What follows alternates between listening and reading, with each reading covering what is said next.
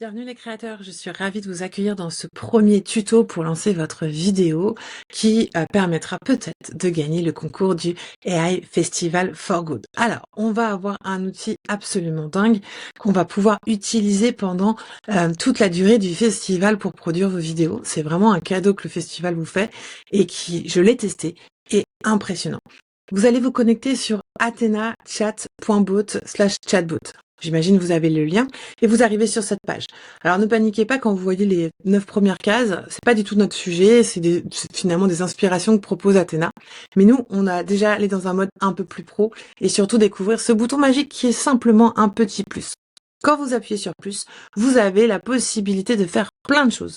Et nous, on va commencer, pour créer votre vidéo, à générer une image. Donc générer, ça veut dire créer une image. Pour créer une image, on a plusieurs solutions qu'on va dérouler ensemble. La première solution, c'est d'écrire. Alors, vous savez, je vous l'ai déjà dit dans le premier tuto, on ne peut pas utiliser de personnages qui existent, qui sont des licences, qui vont, voilà. Donc, on va créer notre propre personnage.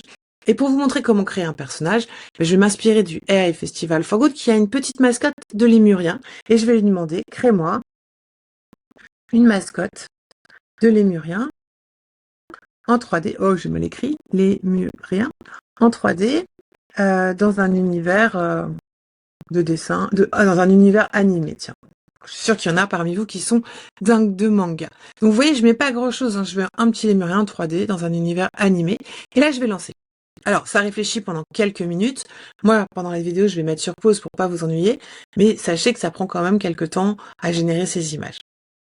Et voilà, l'image s'est générée. Vous voyez ce petit lémurien. Alors, c'est pas tout à fait ce que je voudrais. Et je vais lui dire, peux-tu le faire dans une couleur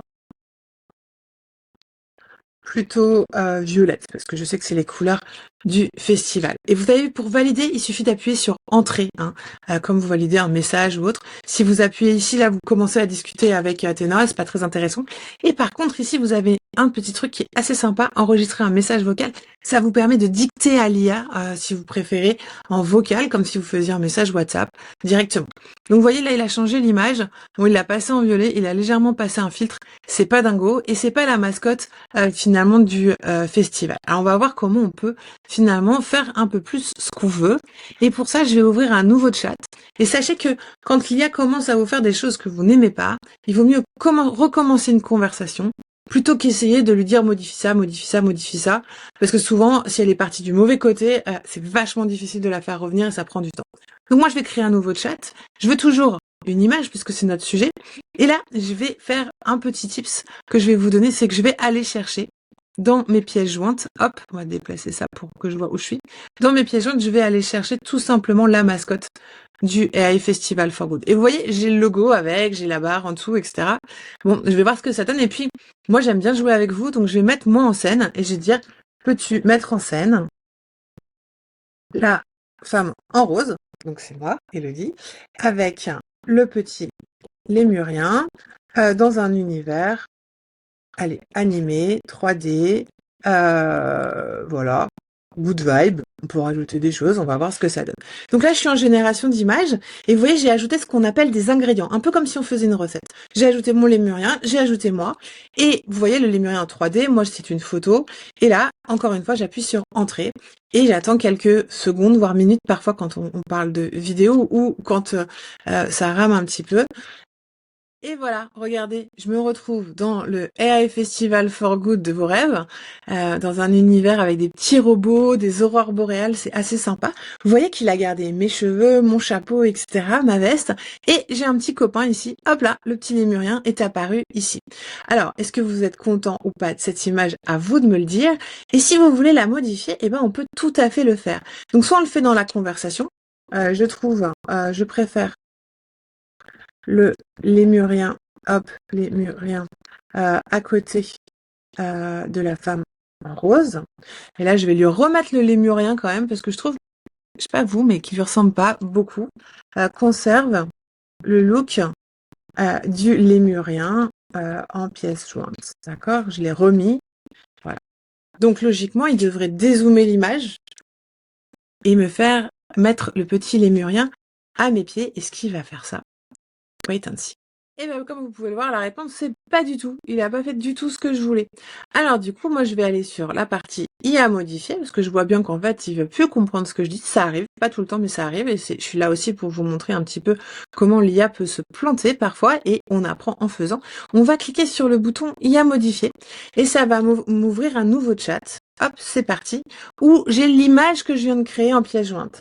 Et là, je vais lui donner d'autres instructions. Je vais dire dézoome cette image. Et met le petit lémurien au pied de la dame en rose. Hop, bien entendu, j'active toujours la génération d'images, d'accord? Et je lance en appuyant sur Entrée. Et voilà, l'IA a fait le travail. Elle a dézoomé l'image et mis le petit lémurien à côté de moi. Donc vous voyez, en parlant à l'IA, je peux faire pas mal de choses. Sur les autres options proposées par Athena, éditeur, imprimer le produit, obtenez de la musique, obtenez une chanson, c'est pas du tout des fonctions à utiliser pour ce qu'on fait aujourd'hui. Donc restez bien sur le côté IA modifié ou dans les conversations. Et bien entendu, vous pouvez ajouter ce qu'on a dit, des ingrédients, des images pour composer vos images ou les décrire en format texte. Voilà. Donc, commencez par ça. Moi, mon premier test, c'est, je dis pas, créer plusieurs personnages, mettez-les en scène dans différents univers, utilisez différents styles d'images. Et si jamais vous ne savez pas quel est le style que vous voulez utiliser, faites des recherches sur Google et puis demandez à l'IA de tout simplement vous dire quel est le style de l'image. Je vous montre comment faire parce que c'est vraiment une astuce qui peut changer plein de choses. Donc j'ouvre une nouvelle conversation et là je vais aller chercher tout simplement une image que j'ai trouvée. Je suis sûre que vous connaissez les personnages et je vais lui dire peux-tu me décrire le style de cette image? Hop. Donc vous voyez, je veux pas générer d'image. Alors j'espère que c'est ce qu'il va me faire. Je veux tout simplement qu'il me dise en quoi est fait cette image. Cette image, et voilà, est magnifique. Montage, regroupant les icônes les plus célèbres de l'univers shonen, etc., etc. Et donc là, en fait, je sais maintenant quel est le style de cette image. Le style général est celui de l'animation japonaise animée de la fin des années 90 et 2000. Et regardez, tout simplement, je prends cette partie-là, je copie, hop, et je vais retourner dans mon ancienne conversation et je vais lui dire, hop, revois cette image. On va lui faire un truc mieux. On va faire IA modifier, comme ça on est sûr qu'il n'a pas oublié. Revois cette image dans un style, hop, voilà, d'animation japonaise animée de la fin des années 90-2000. Et là je lance et on va voir s'il travaille bien.